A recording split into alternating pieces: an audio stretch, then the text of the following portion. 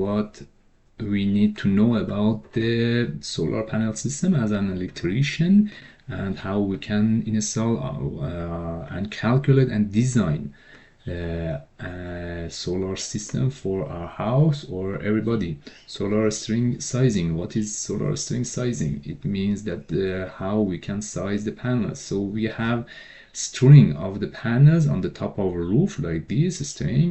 The panels can be in series, so in the series the voltage go up because we add the voltages of the panels, but the current remains same, but in parallel the amp is go up. For example, we have 3 strings of the panels here, so the current is like 30 because each string is 10 amp. Look at here, for example, let me to describe here in solar panel systems by the code. We need to be careful about the voltage of the system, section 64 in the Canadian Electrical Code book. The voltage, the insulation of the cables, and also the batteries, and how much the inverter, the voltage.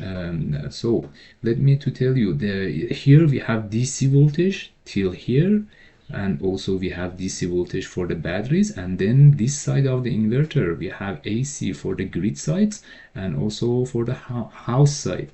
So the solar inverter, what it does do for us, it can calculate the some monitoring system, how much the solar panel produce the voltage for power for us and more.